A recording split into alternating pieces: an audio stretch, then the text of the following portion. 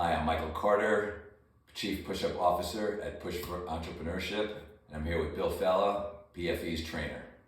So we want to go over the topic of our first video, and that is banana back. And so that's just a way of saying a push-up that has the back overly arched.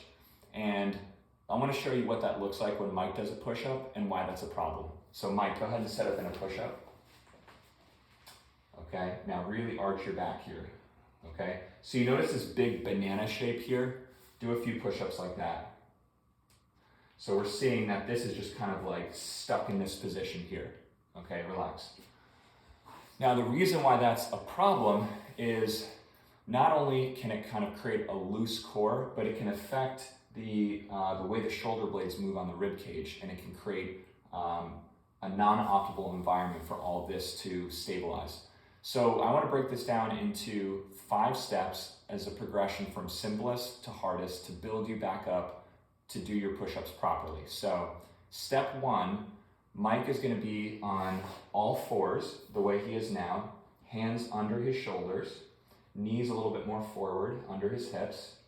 And this is the simplest one.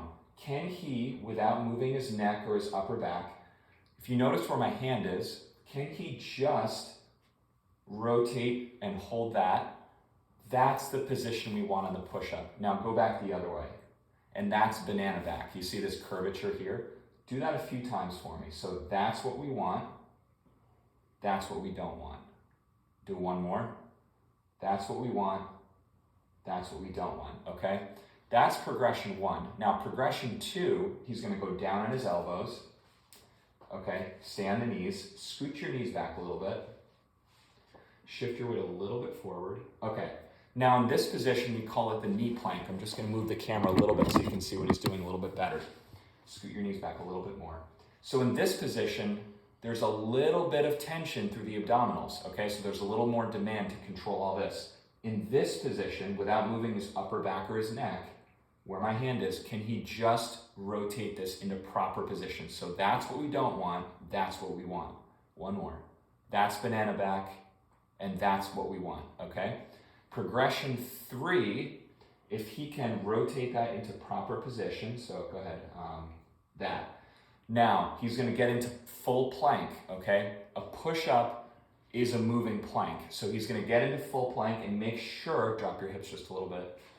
Now, rotate your butt under. Okay, and hold that.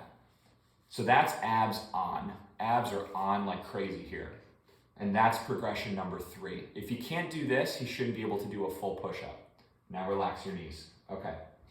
Progression 4, if he can get into a push-up position, so hands under his shoulders, knees under his hips, and then in this position, rotate that under and hold that. Abs are on.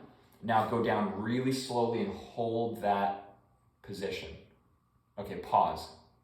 Now drop your knees. Good. Now reset, push back to your knees. Go up in a push-up position. Now, rotate that under. Abs are on. Hold that position down slow. Hold that back. Hold that back. Perfect, okay? Progression 5, the full push-up. Rotate that under and hold it.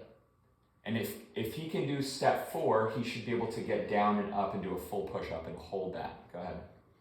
So down and up. Okay, notice he's maintaining a pretty good alignment here still through his push-up. Okay, take a break. All right, so breaking it down from simplest to most difficult, steps 1 to 5. The thing is, if you can't do a push-up, if you're doing your push-ups really fast, your brain doesn't have enough time to actually figure out how to set that position. So we have to simplify and break things down and build you back up. I hope that was helpful, and we'll check in with you next week with another video. That was great. He's the best. All right. Bill Fella.